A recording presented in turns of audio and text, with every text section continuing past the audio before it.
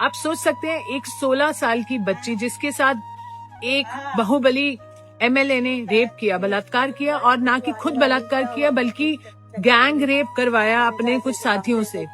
और हम कौन सी दुनिया में, हमें लगता है कि ये हो गया। नहीं, आगे सुनिए। उसकी जब पिता ने रिपोर्ट कराने की कोशिश की, पुलिस कस्टडी में बहुत बुरी तरह से टॉर्चर करते हुए, जो आप फिल्मों में देखते हैं उतने ही से ज्यादा टॉर्चर करते हुए उसके पिता की पुलिस कस्टडी में हत्या कर दी गई। यही खत्म नहीं होता। जब किसी लॉयर ने उसका केस लड़ना चाहा, तो जब उस लॉयर की गाड़ी में बैठकर ये पीड़िता जा रही थी अपने न्याय की मांग के लिए, वो गाड़ी को 11 बार टक्कर करवा दी। 11 बार टक्कर खाने से उस गाड़ी में बैठे 4 सदस्य थे, जिसमें से 3 की ऑन स्पॉट डेथ हो गई, लॉयर की, इसकी मासी की, इसकी बुआ की, और ये बच्ची बच गई। आपकी रूह कांप उठेगी। और ये बच्ची कैसे बची है, मैंने इसको अस्पताल में तब देखा है जब ये क्रिटिकल केयर में थी 7 साल पहले, और उठ नहीं पा रही थी, वेंटिलेटर पर थी। 6 महीने जब वो उस वेंटिलेटर आईसीयू में रही, उसके बाद उसने अपनी हिम्मत जुटाई और अपना केस लड़ना चाहा। उस मुजरिम को उम्र कैद की सजा हुई।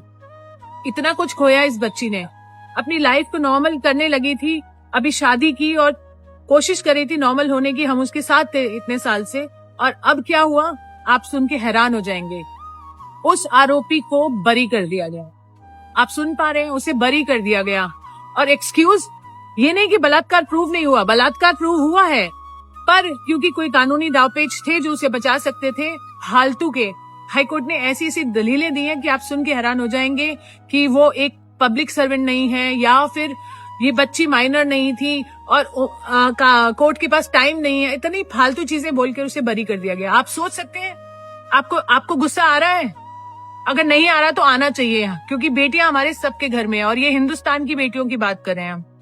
मैं तो आक्रोशित हूँ, और तब से इस बेटी के साथ हूँ जब से उसने कोर्ट में मुझे बताया कि दीदी मेरे साथ ऐसा हुआ, और मैं तभी से उसके साथ हूँ। क्या देश उसके साथ है? अगर नहीं है तो आप मर चुके हैं। अगर है तो आप सपोर्ट कीजिए, क्योंकि मुझे मालूम है ठंड का समय है, लोग नहीं आ सकते प्रोटेस्ट के लिए। अगर आप नहीं आना चाहते तो नहीं आइए, कोई बात नहीं। कम से कम वीडियो शेयर कीजिए, लोगों को जगाइए और बताइए कि ऐसी दरिंदगी हमारे देश में हो रही है और अपने बेटियों के साथ भी हो सकती है।